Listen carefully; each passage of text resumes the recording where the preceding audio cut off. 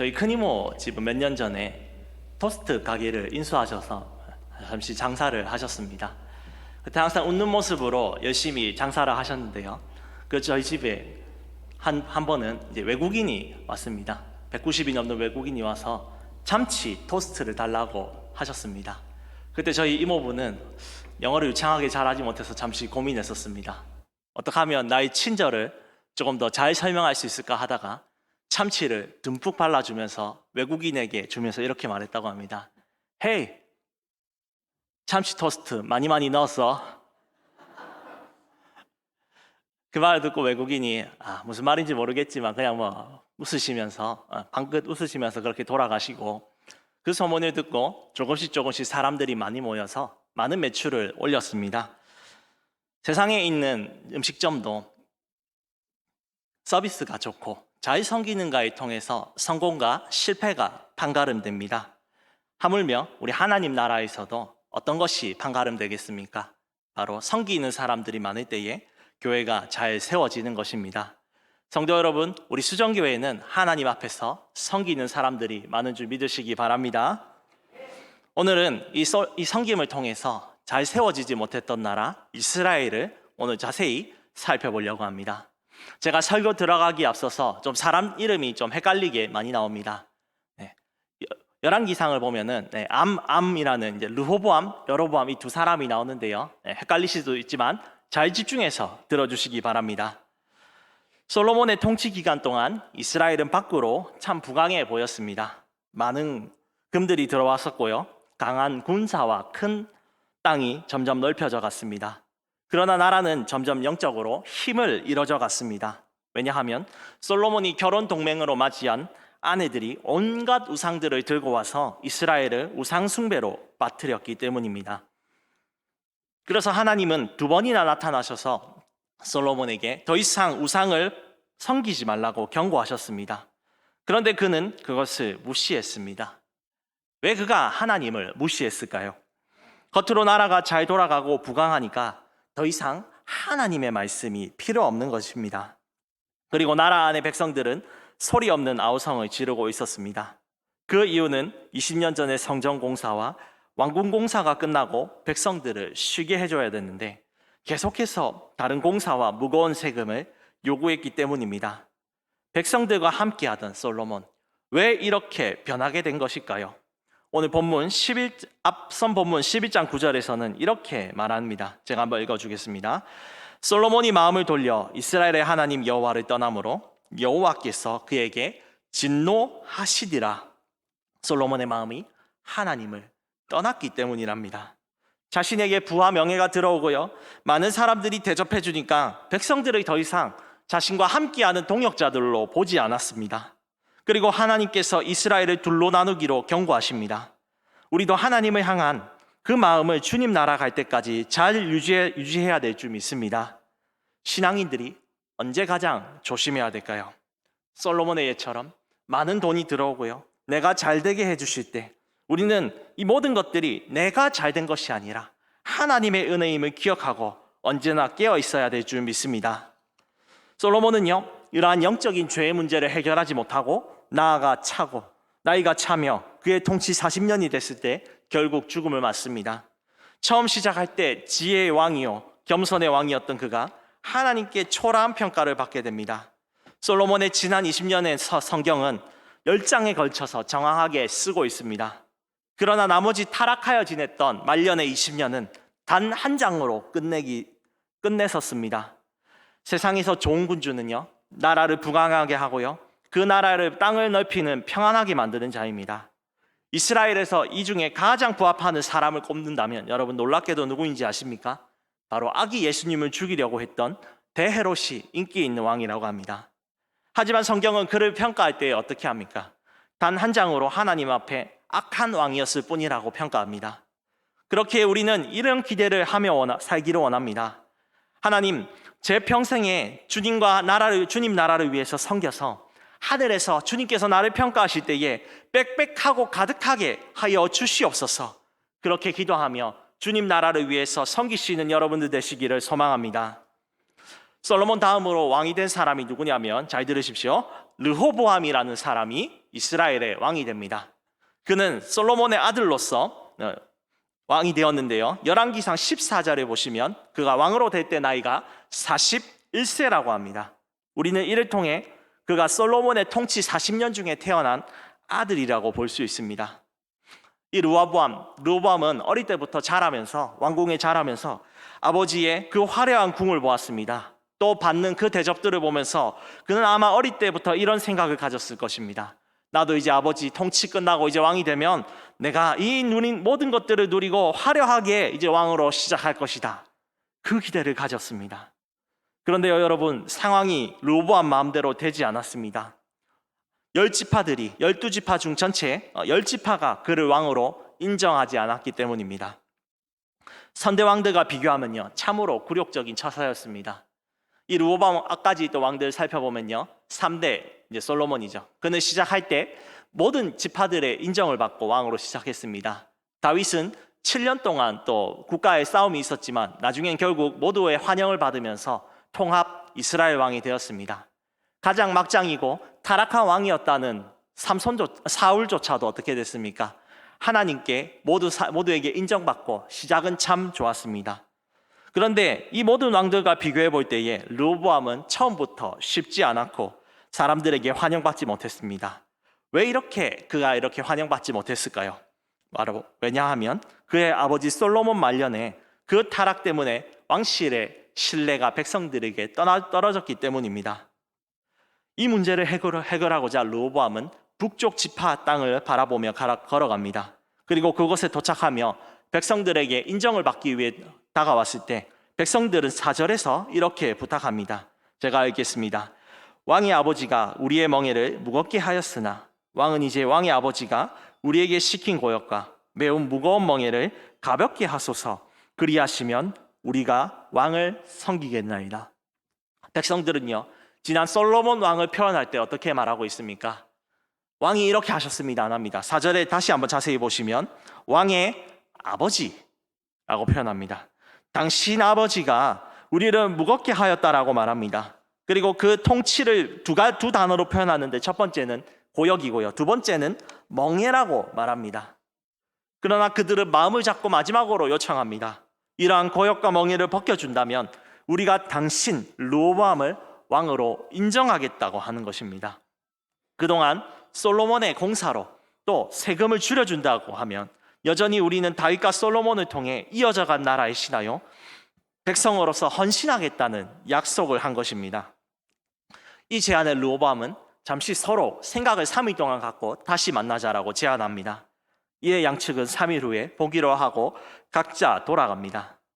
그 제안을 받고 돌아간 후에 고민에 빠진 르호보암, 먼저 아버지 솔로몬과 함께했던 원로 신하들을 불러 모읍니다. 이 신하들이 어떤 사람입니까? 지난 40년 동안 아버지 솔로몬과 함께 정치를 하였던 베테랑들, 프로들이었습니다. 왕이 백성들의 제안에 어떻게 해야 될지 묻자 그들은 7절에 말하는데요, 오늘 이번 9절 7절은 다 함께 한번 읽어보겠습니다.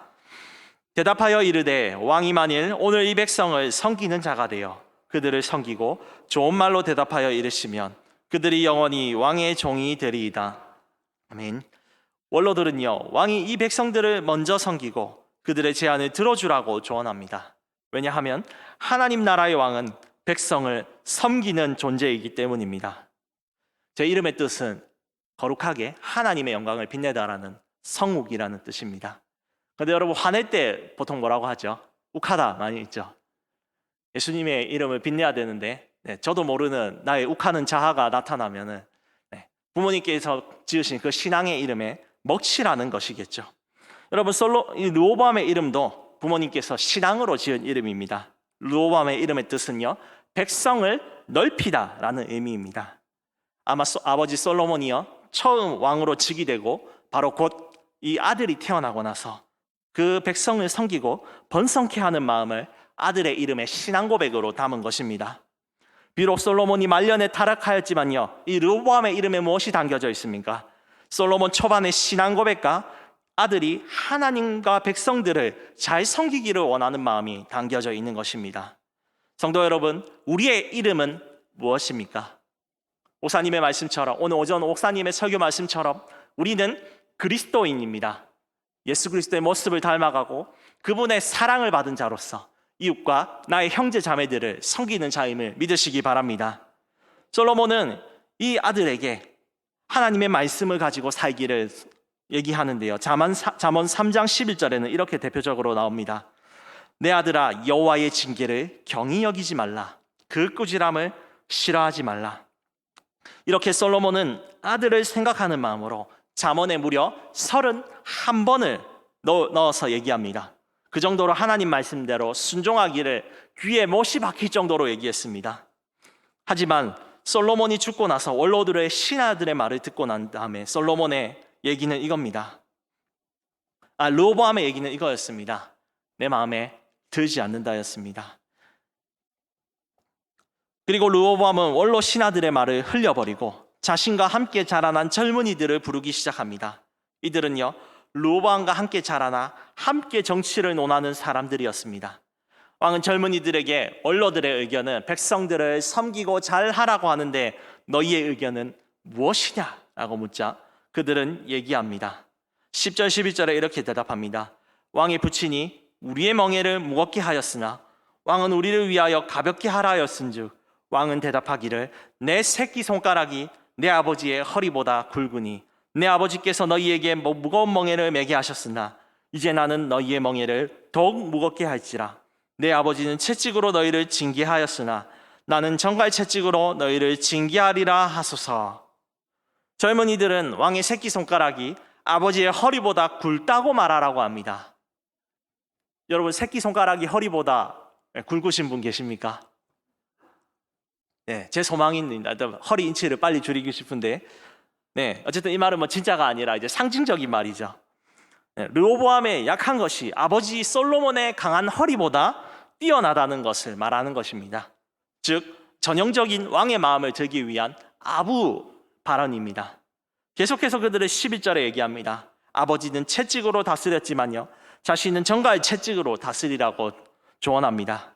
섬기지 말고 원로들의 말했던 그 고리타분한 말, 하나님이 말씀하셨던 백성을 섬기고 그들을 향하여 엎드리는 왕이 되지 말고 무서운 권력과 카리스마로 다스려서 그들을 철권 통치하라는 말입니다.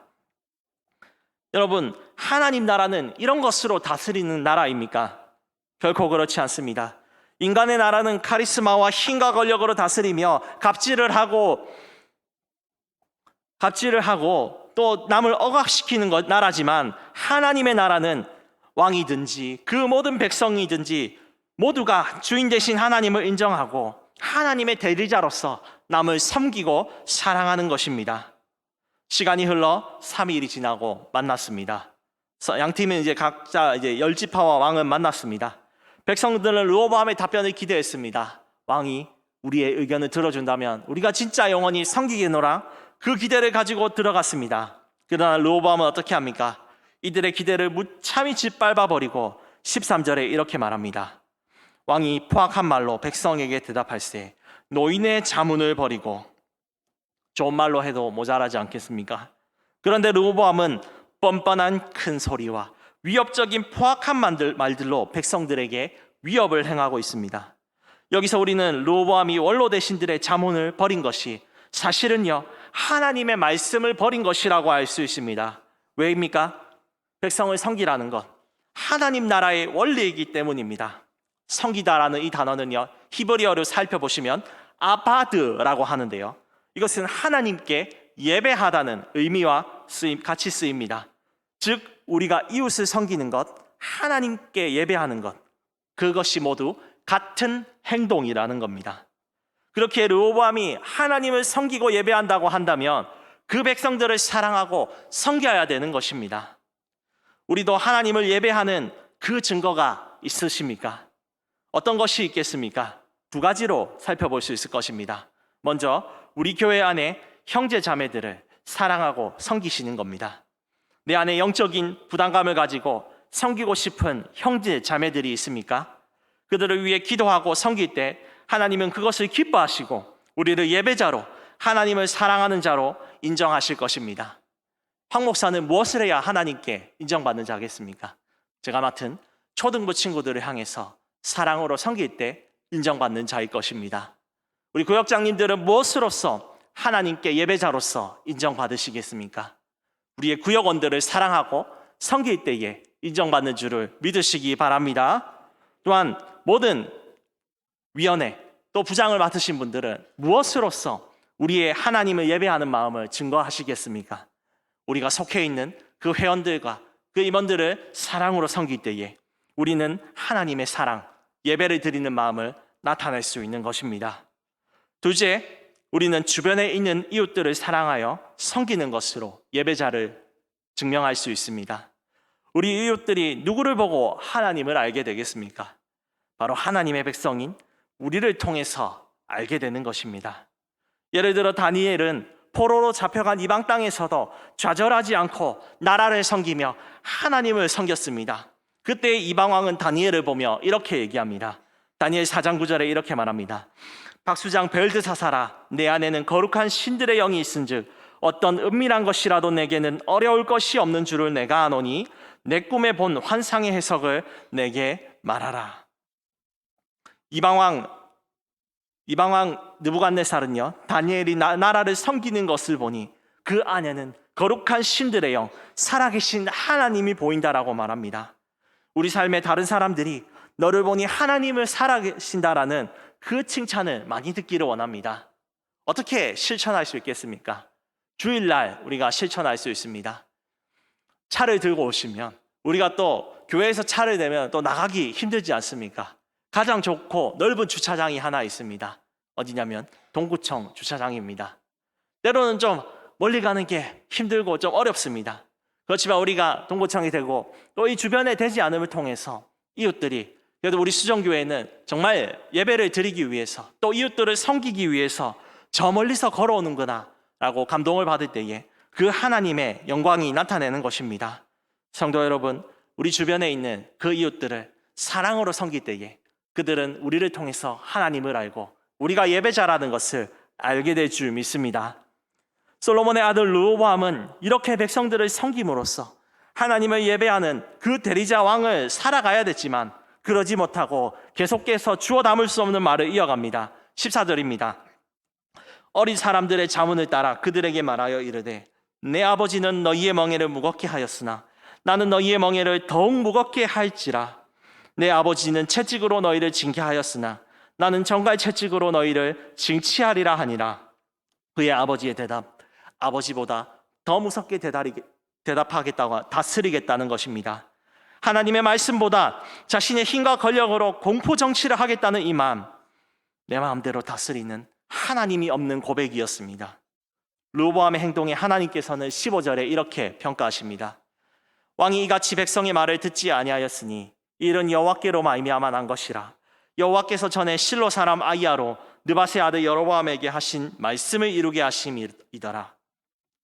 무슨 말씀을 이루신다는 것일까요? 여기서 제가 말했던 헷갈린 부분이 있으니까 솔로몬의 아들이었던 르호보암이 있고요, 또 솔로몬의 신하였던 여로보암이 있습니다. 하나님은 이 선지자를 통해서 솔로몬의 신하였던 여로보암에게 나라를 줄 것이라고 전에 말씀하였습니다.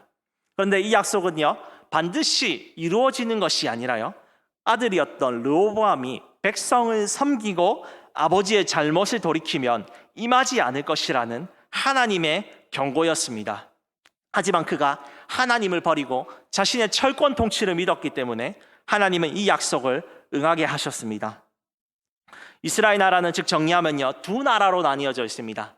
북쪽을 우리가 말할 때 뭐라고 하냐면 북이스라엘, 여로보암을 통해서 다스려지는 나라고 얼마 가지 않아 멸망합니다. 유다 지파와 베냐민 지파를 통해서 이루어진 밑에 있는 나라를 남유다라고 합니다. 결국 나라는 르호보암의 하나님을 향한 불순종 때문에 둘로 쪼개어지고 살아갈 수밖에 없었습니다.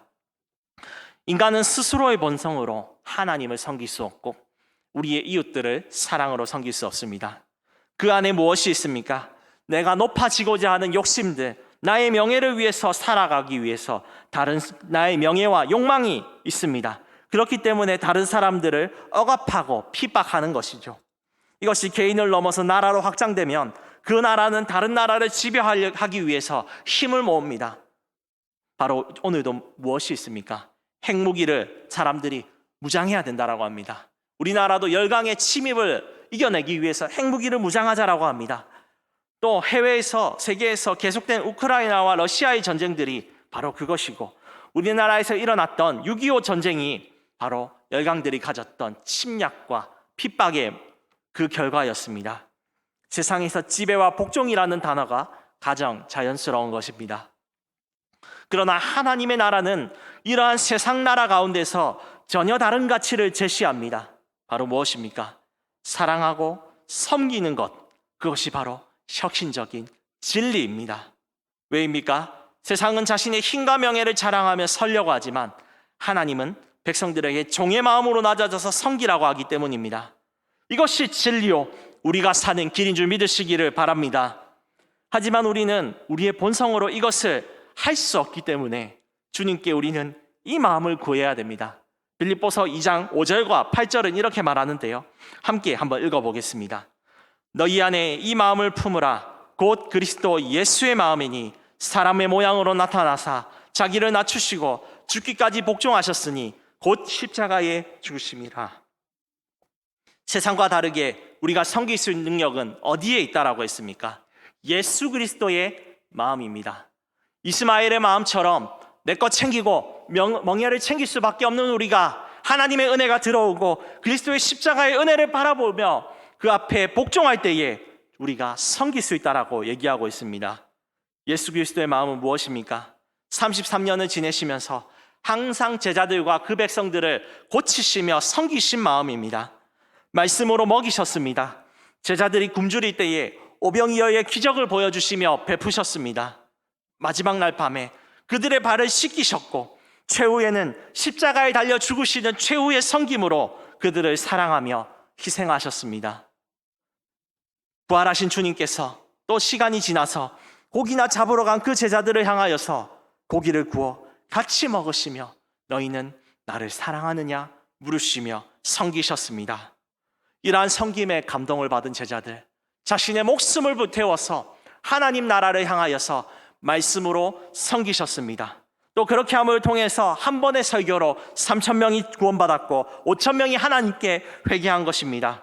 저는 자가 일어나고 눈먼 자가 눈을 뜨게 되었습니다. 이처럼 섬김은 하나님 나라의 일꾼을 세우는 것입니다. 또 그 일꾼들도 섬김을 통해서 새로운 열매를 맺어가는 것입니다. 갈라디아서 5장 13절은 이렇게 말합니다. 형제들아, 너희가 자유를 위하여 부르심을 입었으나 그러나 자유로 육체의 기회를 삼지 말고 오직 사랑으로 서로 종노릇하라. 육체의 기회는요, 자신의 야망과 욕심을 쫓아서 다른 일을 짓밟습니다. 그러나 사랑으로 섬기는 것, 내가 깎이는 것 같습니다. 하지만 결국 다른 이들도 인정해주고 하나님께서 나를 높여주시는 최고의 자리인 것입니다. 만약에 우리가 이 역사를 생각해보면 또 상상할 수 있을 것입니다. 이 이스라엘 역사 가운데에 르호보암이 만약 백성을 섬기시면 그들이 영원히 왕을 섬기겠다는 그 말을 들었으면 아마 이스라엘은 남과 북으로 갈라지지 않았을 것입니다. 왜 세상의 수많은 교회들이 점점 갈라지며 싸우게 되는 것일까요? 바로 이 하나님의 말씀을 잊어버리고 육신의 열매를 쫓아가기 때문에, 아무도 섬기지 않고 서로 네 탓이다만 하기 때문에 우리는 하나님 앞에서 많은 열매를 맺을 수 없는 것입니다. 그렇기 때문에 성도 여러분, 우리는 이 섬기는 것 가운데에 예수 그리스도의 마음으로 섬길 수 있게 해달라고 간절히 기도하기를 원합니다. 그렇게 기도하며 살아갈 때에 우리는 직장에서 섬길 수 있을 것입니다. 교회 안에서 섬길 수 있는 것들을 찾으면서 우리가 섬길 때에 우리 수종교회가 더 아름답게 섬김으로 빛나는 아름다운 하나님 나라가 될 줄 믿습니다. 수종교회에 앞으로 많은 사역들이 재개되었고 또 다시 시작될 그 사역들이 얼마나 기쁜 일인지 모르겠습니다. 사실 제가 부임하고 3년 동안 참 얼마나 하지 못해서 힘들었는지 잘 모르겠습니다. 몸은 편한데 마음은 불편한 거 있지 않습니까? 그런데 다시 이렇게 토요일마다 주일마다 그 많은 사역들이 있음을 통해서 얼마나 하나님께서 이 수종교회를 통해 복을 내려주시는지 모르겠습니다. 우리 많은 사역들이 있습니다. 주일학교의 사역들, 구역의 사역들, 각 위원회의 사역들이 활발하게 진행되면서 교회는 앞으로 성장하며 하나님 나라의 부흥의 물결을 맞고 있습니다. 그런데 여러분, 우리가 더 앞으로 나아가기 위해서 그 섬김의 마음을 구하기를 소망합니다. 지난 코로나 이전처럼 습관을 쫓아서 섬기다 보면요, 우리 안에 무엇이 생기깁니까? 이제 그만하고 싶다, 이제 좀 내려놓고 싶다라는 갈증되고 또 소진되는 마음이 들 것입니다. 그렇기 때문에 우리는 기억해야 됩니다. 바로 하나님의 말씀 안에서 우리가 섬길 때에 주님께서 우리를 존귀하게 높여주십니다. 주님께서 성경에 장황하게 쓰였던 같이 우리를 하나님 나라에 장황하게 칭찬하시면서 높여주실 것입니다. 또 이스라엘 백성들이 르호보암을 섬기겠다는 말처럼 우리가 섬길 때에 다른 이들이 섬기며 좋아할 줄 믿습니다. 또한 우리는 하나님의 은혜를 항상 기억하며 그 은혜를 가지고 섬길 수 있기를 구해야 될 것입니다. 내 힘으로 하려고 하면 그만두기 때문에 주님, 내 마음에 사랑으로 넘치게 하여 주시옵소서. 이 마음 예수 그리스도의 마음으로 그 교회를 사랑하며 이웃을 사랑할 때에 내가 온전한 섬김, 그 섬김을 통해 하나님을 예배한다는 그 증명이 되게 하여 주시옵소서. 그것이 우리 삶 가운데 이루어지기를 원합니다. 한 주간도 주님의 이름으로 승리하시며 섬김의 사람들로서 하나님을 예배하며 살아가기를 주님의 이름으로 축복합니다.